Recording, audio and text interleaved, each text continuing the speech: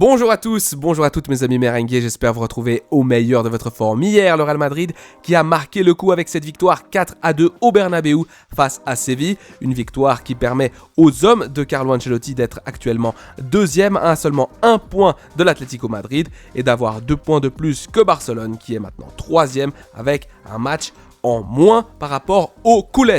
Le Real Madrid donc qui a fait une très belle performance avec des joueurs qui sont plutôt heureux, on le voit avec Kylian Mbappé, avec Valverde, on a eu des golassos, on a surtout vu une équipe qui se trouvait, une équipe plutôt joyeuse, c'est le terme. En tout cas, je vous laisse avec les mots de Carlo Ancelotti après cette victoire. Allez, c'est parti, let's go.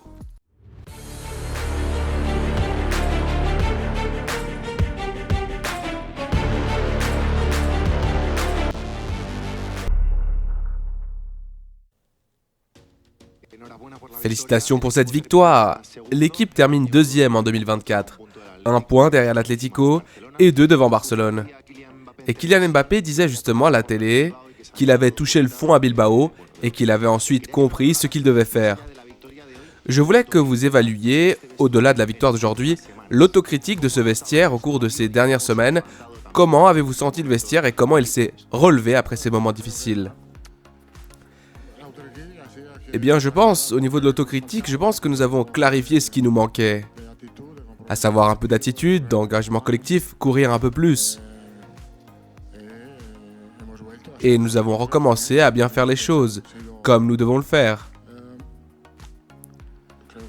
C'était, je pense, après la défaite contre le Milan AC, cela fait 2 mois, plus ou moins 2 mois. Je ne dis pas compliqué, mais c'était très exigeant pour le groupe. À cause des matchs, on a eu des matchs très difficiles, mais petit à petit, l'équipe, et Mbappé aussi, petit à petit, l'équipe s'est remise à bien faire les choses. Et on a bien fini l'année, je dois le dire, bien, avec de l'enthousiasme pour 2025. Je ne sais pas comment vous avez vécu les adieux de Jesus Navas en tant qu'entraîneur de l'équipe rivale. L'entraîneur du FC Séville a déclaré qu'il était ému de voir le Bernabéu se lever pour Jesus Navas. Je ne sais pas comment vous l'avez vécu. Oui, c'était émouvant, c'est une légende du football. Je pense que Navas représente un excellent exemple pour les footballeurs, de par son sérieux, son professionnalisme, son attitude et son engagement. Il a été un exemple que les jeunes joueurs qui veulent devenir des footballeurs, qui aspirent à devenir des footballeurs de haut niveau, doivent suivre. Mbappé l'a dit tout à l'heure qu'il avait touché le fond à Bilbao. Quand avez-vous touché le fond en tant qu'équipe ? Quel a été le jour où vous avez finalement dit « Vous ne pouvez pas continuer comme ça les gars, soit on réagit, soit la saison tombe à l'eau ».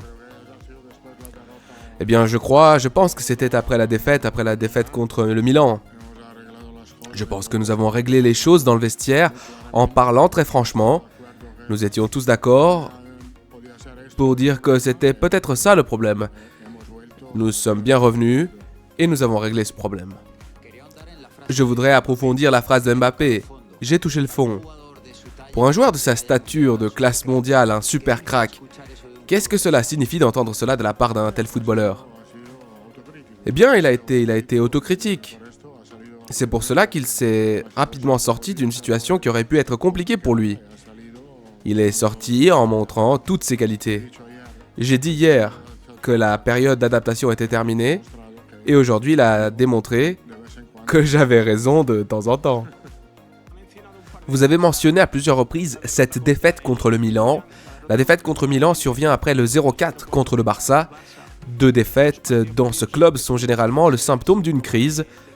Je ne sais pas si le match qui a suivi ces 2 défaites, le 4-0 contre Osasuna, qui a ensuite été suivi d'une pause internationale, si vous aviez eu le sentiment que si vous ne gagniez pas ce match, votre situation à Madrid pourrait être en danger. Non, je n'ai jamais eu le problème du danger. Étant donné que je connais très bien mon travail d'entraîneur, que lorsque les choses ne vont pas bien, vous êtes le responsable. Et c'est la vérité. Grâce à mes joueurs, au soutien des joueurs, du club aussi, parce que le club ne m'a jamais montré d'inquiétude en mode « qu'est-ce qu'on va faire ?» Ils m'ont toujours montré de l'affection, du calme, de la tranquillité. Et donc, le club m'a beaucoup soutenu dans ce sens. C'est ce dont un entraîneur a besoin quand les moments compliqués arrivent. Le soutien de son club. Toutes les rumeurs autour du banc de touche. Moi, je fais confiance à ce que me dit le club. Et le club a été très clair avec moi pendant cette période. Du calme, de la tranquillité et travailler dur pour sortir de la situation. Maintenant que nous avons une pause d'une semaine et quelques, je voulais vous demander comment vous allez gérer cette nouvelle pause. Vous n'avez pas de blessure musculaire et 2025 reviendra très vite avec beaucoup de matchs. Comment analysez-vous tout cela? Eh bien, le repos tout d'abord. Nous avons donné aux joueurs un programme individuel de 3 séances d'entraînement cette semaine. Je pense qu'ils reviendront en bonne forme, ils ne vont rien perdre pendant ces 3 semaines. Je pense qu'ils ont vraiment besoin de se reposer. Ils doivent bien passer un bon moment avec leur famille et quand ils reviendront, nous reviendrons très bien, très encouragés, motivés et très enthousiastes. Nous avons un match à jouer le 3 janvier contre Valence. Nous devons nous tenir prêts, mais je suis très heureux que les joueurs puissent se reposer. J'insiste à nouveau sur ce processus du dernier mois et demi.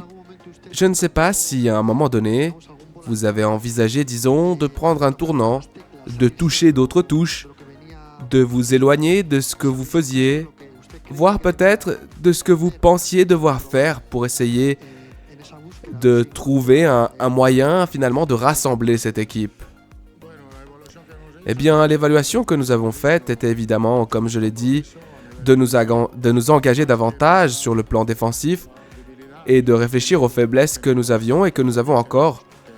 Parce que je pense que l'absence de joueurs comme Militao, Carvajal, Alaba, Mendy, cela pèse sur nous.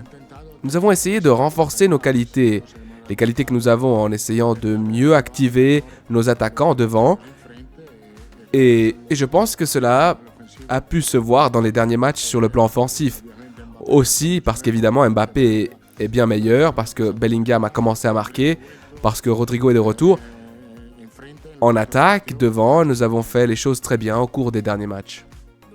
L'année 2024 se termine avec 5 titres et je pense que le bilan des matchs officiels est de 38 victoires, 3 matchs nuls et 6 défaites.